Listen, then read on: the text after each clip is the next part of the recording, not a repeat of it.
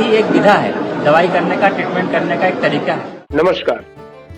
8 सितंबर 2025 आज के ही दिन विश्व फिजियोथेरेपी दिवस मनाया जाता है। विश्व फिजियोथेरेपी क्यों मनाया जाता है और फिजियोथेरेपी क्या है, बहुत लोगों को जानकारी नहीं होती है। लेकिन मैं आपको बताना चाहता हूं कि फिजियोथेरेपी जीवन का एक हिस्सा वह है जो बिना दवा के इलाज संभव माना जाता है। फिजियोथेरेपी जो शरीर के ज्वाइंट पार्ट्स होते हैं, जो जाम होते हैं, कई बार प्रैक्टिस की आवश्यकता पड़ती है और फिजियोथेरेपी मशीन से सही भी किया जाता है।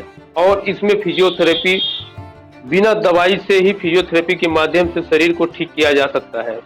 इसलिए आज के दिन में ही फिजियोथेरेपी विश्व दिवस मनाया जाता है। ज्यादा जानकारी के लिए डॉक्टर गंगा बैश के माध्यम से आपको जानकारी मिलेगी। उनके बातों से समझना बहुत आसान होती है।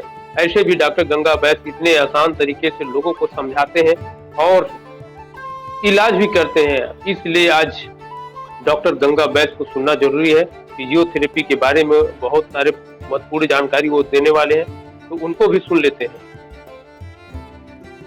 आज 8 सितंबर है। 8 सितंबर के दिन पूरे विश्व में विश्व फिजियोथेरेपी दिवस के रूप में मनाया जाता है। इसका मकसद यही है कि फिजियोथेरेपी भी एक विधा है, दवाई करने का, ट्रीटमेंट करने का एक तरीका है। जैसे मेडिसिन, सर्जरी, सब दवाओं का इस्तेमाल करते हैं हम लोग, तो उसी तरह से एक विधा है जिससे बिना दवाई के कुछ मशीनों की सहायता से हमारे डॉक्टरों के टीम के द्वारा ऐसी समझाइश दी जाती है, ऐसा बताया जाता है कुछ मशीनों का सहायता लेकर के, ताकि बिना दवाई के बहुत सारे रोगों का उपचार किया जाता है। जैसे कि किसी मरीज को अगर लकवा मार दिया, लकवा मारने के बाद कोई हाथ पैर काम नहीं करते, तो फिजियोथेरेपी के माध्यम से उसको हम सही करते हैं। किसी भी बच्चे का या किसी बुजुर्ग का अगर पैर टूट गया है, काफ़ी लंबे समय तक उनको प्लास्टर बांध के रखा जाता है। जब प्लास्टर काटा जाता है उसके बाद उन अंगों में, जोड़ों में अकड़न जकड़न सी महसूस होती रहती है, वो इतने अच्छे से काम नहीं करते।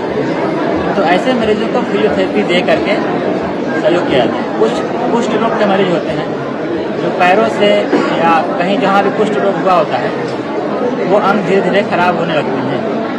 तो ऐसे कई सारी मरीज हैं जिनको हम फिजियोथेरेपी के माध्यम से सहयोग करते हैं, ठीक हो जाते हैं। ठीक हो जाते हैं। तो साथियों, डॉक्टर गंगा बैश का भी आपने सुना, लेकिन उम्मीद करता हूं कि फिजियोथेरेपी के बारे में लोगों तक जानकारी जरूर पहुंचाइए।